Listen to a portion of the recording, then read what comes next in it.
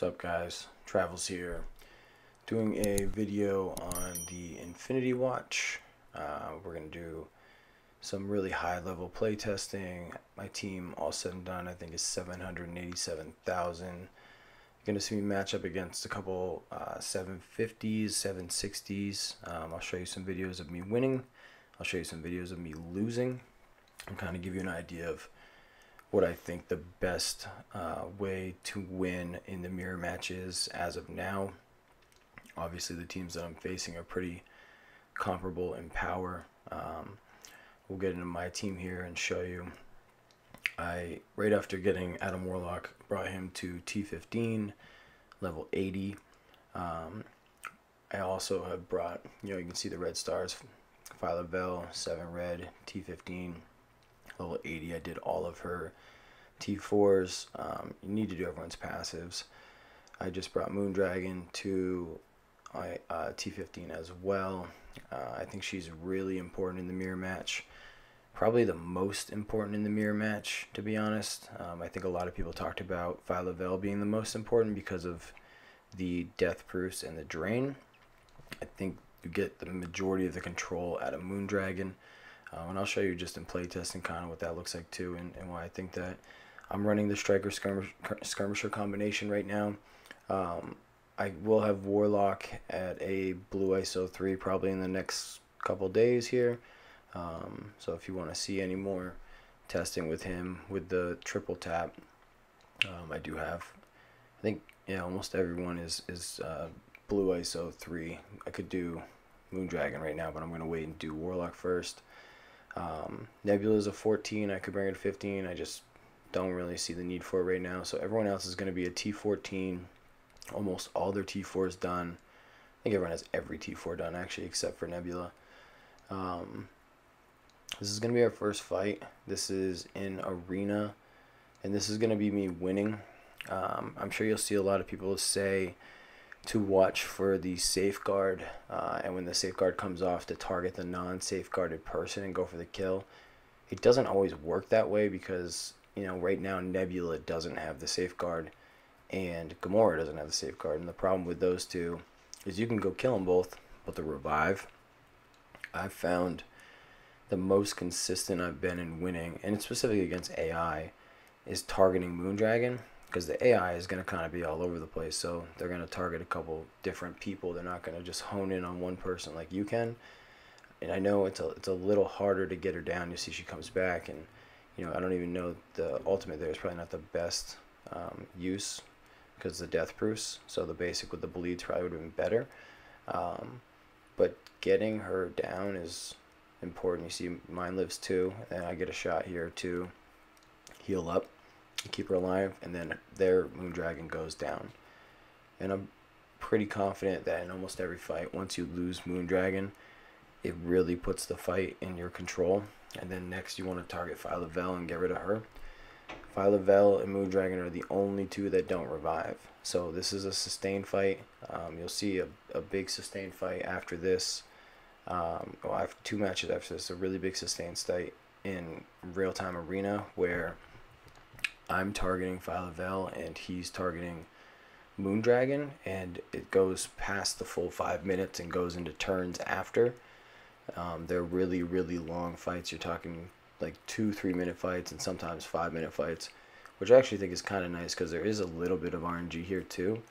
So it does mean that you can lose an arena, so you might hold arena a bit better. I went up to 1 yesterday, and I did lose. I think this is Slowish that I'm attacking. Or Slowish, I think, is the one who beat me. He's got like a 7-something, Infinity Watch. So you can punch up, top end, T14 plus. You can probably do like an 80k punch up, give or take, but it's still aggressive. This is going to be me losing to the AI.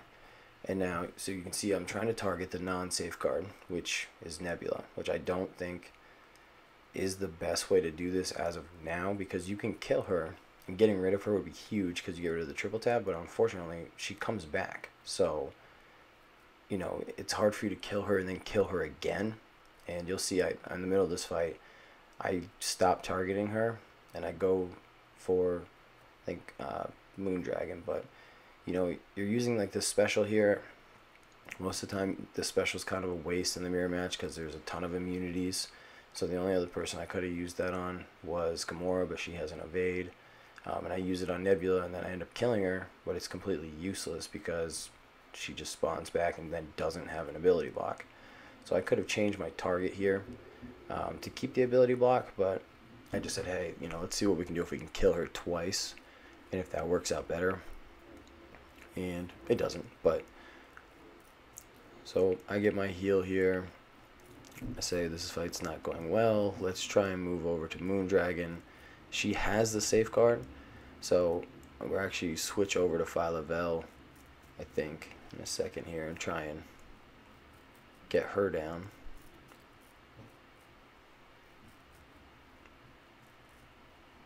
And then my Moonddragon goes down. Losing Moonddragon is a big deal. So yeah, I switched to Phyla here. And again, this is probably the worst misplay. It's like I'm playing as an AI targeting all over. Going back over to Phyla, my Moonddragon dies. And this is kind of what happens when you lose Moonddragon and they still have their Moonddragon. You know, I'll be able to kind of keep pace and get people down just like they are. But at the end of the day, Moonddragon has a heal that's going to come up in another turn. And she's going to heal everyone back up. And that's really where the sustained fight goes south. So targeting Moonddragon first seems to be the best thing to do. There's Phyla off. So you can see I still have my Phyla. And this is where people have said, you know, Phyla is more important. I have Phyla, I have the Drain, I have the Death Proofs, and I'm still ultimately going to lose this fight. So I'm like 98% certain in all my fights that killing Moonddragon first is the better option. There goes my Vel. That's a 7 red Phyla. So we keep going here. I'll get Moonddragon down.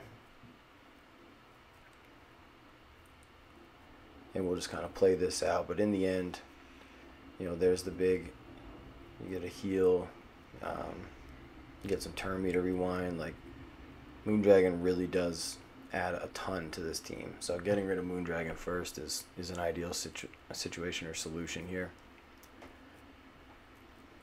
And if you guys have any other, you know, feedback or questions or comments, or you found something different, feel free to swing through the Discord. You know, let me know what you're seeing out there.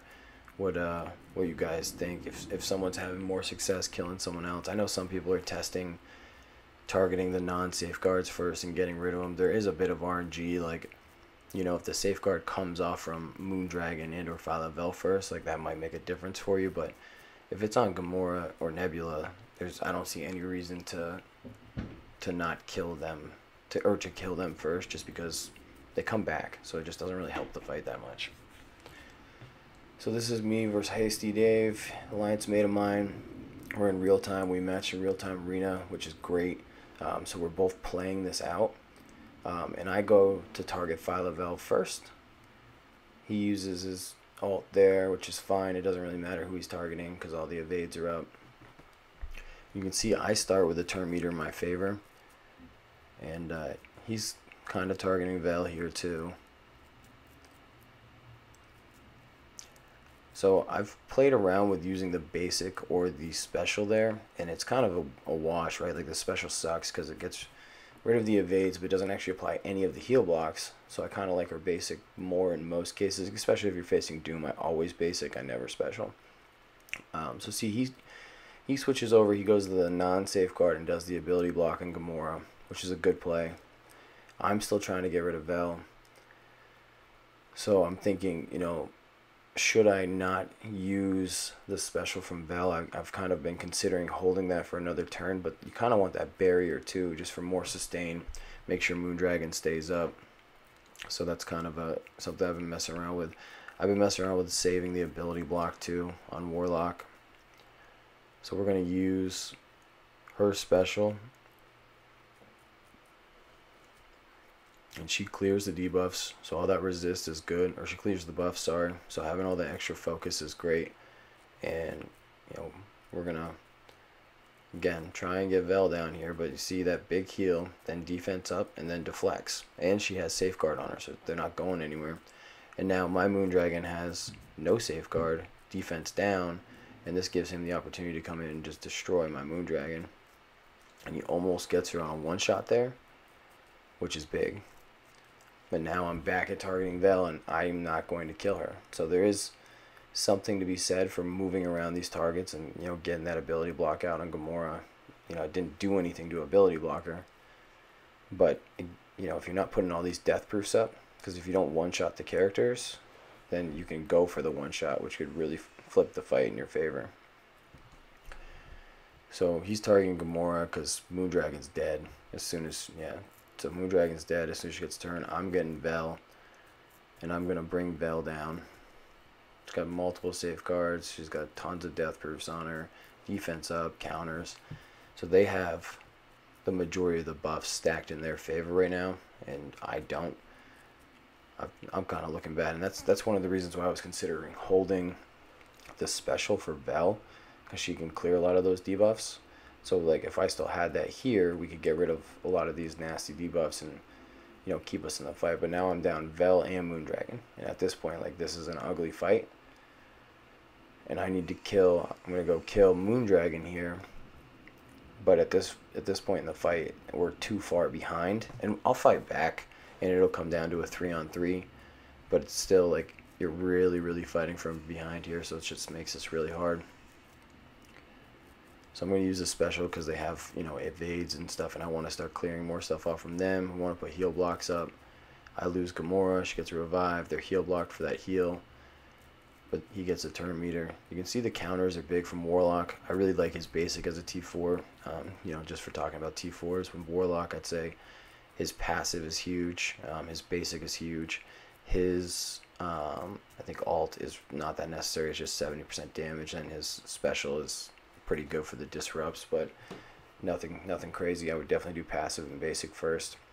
The problem is those bleeds aren't going to come into effect quite as much in the mirror match because there's a ton of immunity. But you can see I do an ability block there. We're going to get rid of Moondragon here, and then go to Adam and take him down for his first F. So you can see I'm kind of fighting back here, but it's already too late. I've already lost Gamora once. I've already lost Warlock. You know, I'm trying to fight back, but Moondragon I really think is key in this fight. You got to keep her up. I'll do some more testing on this. There's definitely something to be said about the abilities and turnover orders, and, you know, who starts with immunity, who doesn't. You know, whether you use the specials first from Warlock and Gamora. You know, I'll show you a couple more matches in the end where you don't necessarily. You can basically put it on auto, and as long as I take out Moondragon first, I can play through and win it. But, you know, most of these I'm punching down like 30k, so I do have a little bit of an advantage. So it is a little harder to tell at that point. But this is pretty much, you know, the rest of these are going to be just more videos of arena matches, some losses and some wins. Feel free to watch them and you know, slow them down and see exactly what you're looking at. All my T4s are done on Vel. All my T4s are done on Moondragon now. I know in the video it didn't show the basic, but I did end up doing her basic too. All of Gamora's are done. All of Warlock's are done. And then I'm missing 3 on Nebula. I just did her passive.